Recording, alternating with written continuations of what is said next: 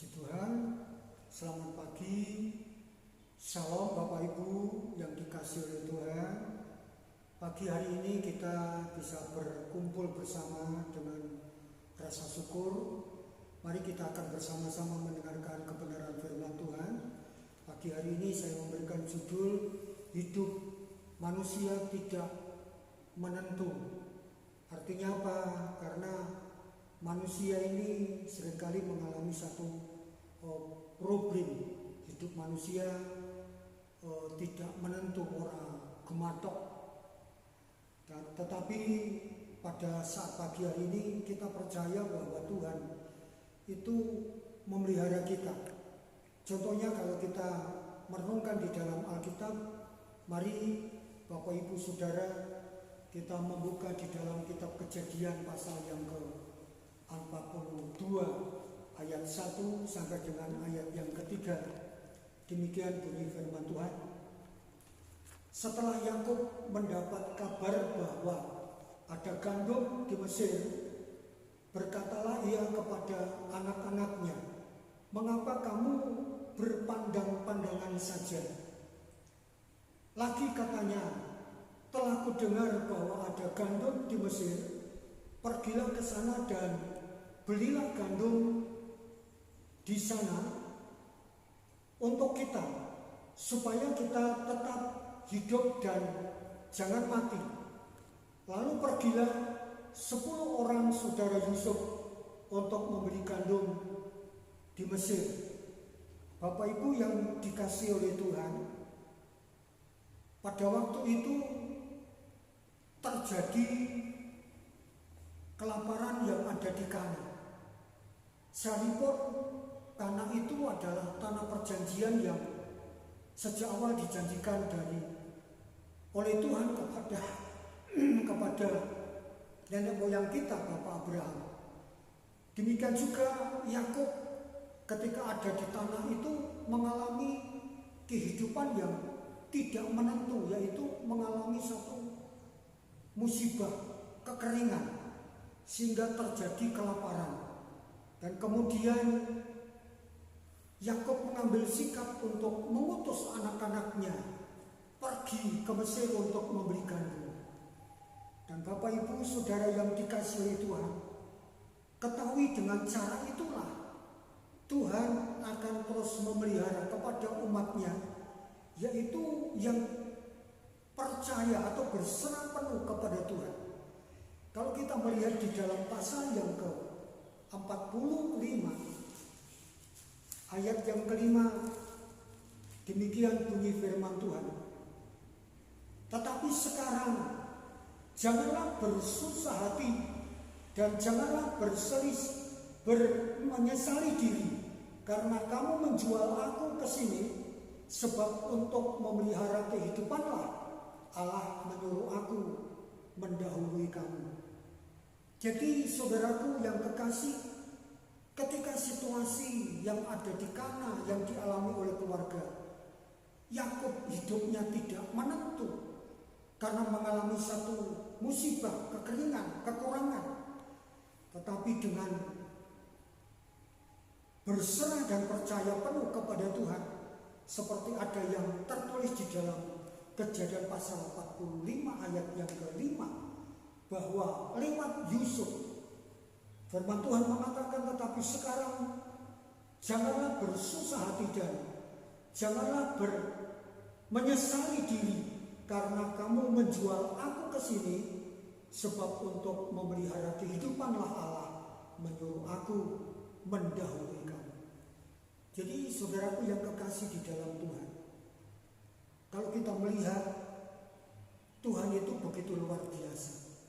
Sekalipun hidup manusia tidak menentu, tetapi Tuhan sudah memilih, yaitu orang yang dapat memelihara kepada umat yang dikasihi oleh Tuhan, yaitu yang berserah penuh seperti keluarga Bapak Yakub, terutama adalah Yusuf yang sudah diutus oleh Tuhan lebih dahulu untuk mendahului mereka ke Mesir, dan tujuannya untuk memelihara keluarga Bapak Yakub. Kemudian bagian yang kedua apa yang dialami oleh Elia. Ketika Elia itu berada di tengah-tengah keluarga Raja Ahab, Elia sudah berkali-kali mengingatkan untuk keluarga Raja Ahab dan bangsa Israel untuk tidak menyembah kepada berhala. Kemudian terjadilah bahwa Elia diutus oleh Tuhan untuk mengatakan, untuk hari ini tidak akan turun embun dan hujan kecuali kalau aku mengatakan. Jadi pada waktu itu Tuhan ingin untuk mengingatkan bangsa Israel, terutama keluarga Ahab, supaya keluarga ini kembali kepada jalan yang benar. Saudaraku yang kekasih di dalam Tuhan, kalau kita membaca di dalam kitab Raja-Raja pasal yang ke-17, di sana ditulis ayat yang kedua sampai dengan ayat yang ke-6. Kemudian datanglah firman Tuhan kepadanya, pergilah dari sini, berjalanlah ke timur, dan bersembunyilah di tepi sungai Kerit, di sebelah timur sungai Yordan. Engkau dapat minum dari sungai itu, dan burung-burung gagak telah kuperintahkan untuk memberi makan engkau di sana. Lalu ia pergi dan ia melakukan seperti firman Tuhan. Ia pergi dan diam di tepi sungai Kerit, di sebelah timur sungai Yordan. Pada waktu pagi dan petang, burung-burung gagak membawa roti dan daging kepadanya, dan ia minum dari sungai itu. Jadi ketika terjadi kekurangan makan, karena memang Elia diutus untuk mengatakan kepada keluarga Ahab dan kepada bangsa Israel untuk kembali kepada Tuhan, tetapi nasihat dari Nabi Elia tidak dihiraukan. Kemudian Nabi Elia mengatakan bahwa, jadi saudaraku yang kekasih di dalam Tuhan, di dalam bagian yang kedua ini, kehidupan Nabi Elia sepenuh hidup dia mengabdikan diri, dan orang yang mengabdikan diri maka Tuhan akan memelihara dengan luar biasa. Bahkan pada ayat yang ke-6, pada waktu pagi dan petang, burung-burung gagak membawa roti dan daging kepadanya, dan ia minum dari sungai itu. Tuhan begitu luar biasa memelihara kepada hamba-hambanya yang benar-benar hidup mengabdikan diri kepada Tuhan. Kemudian bagian yang ketiga, yaitu kepada umat Tuhan bangsa Israel. Di dalam poin yang ketiga ini, Tuhan mengajar, Tuhan mendorong untuk percaya dengan segenap hati seperti bangsa Israel. Di dalam kitab Nabi Nehemia pasal yang ke-9 ayat yang ke-21 dikatakan demikianlah firman Tuhan. Nehemia pasal 9 ayat yang ke-21,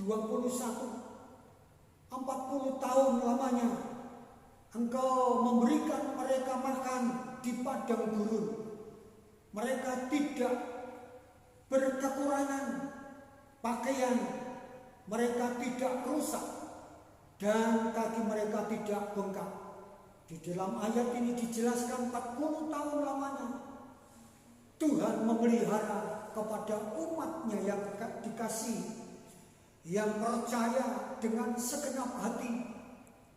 Sekalipun memang bangsa Israel seringkali mengalami hati yang menggerutu, tetapi pada dasarnya umat Tuhan ini adalah umat yang percaya dengan segenap hati kepada Tuhan. Itulah sebabnya selama 40 tahun lamanya Tuhan memelihara, Tuhan memberkati di padang gurun. Makannya, minumannya semua dicukupi oleh Tuhan. Pakaiannya yang dipakai oleh mereka tidak rusak dan kaki mereka tidak bengkak. Itu menjadi satu hal yang perlu kita mensyukuri, bahwa pemeliharaan Tuhan itu begitu luar biasa. Dan pada pagi hari ini Bapak Ibu yang dikasihi oleh Tuhan, mari kita merenungkan kebenaran firman Tuhan. Ajarilah hidup saudara dan saya untuk hidup berserah penuh kepada Tuhan. Yang kedua, hidup penuh dengan pengabdian. Dan kemudian yang ketiga, percaya dengan segenap hati.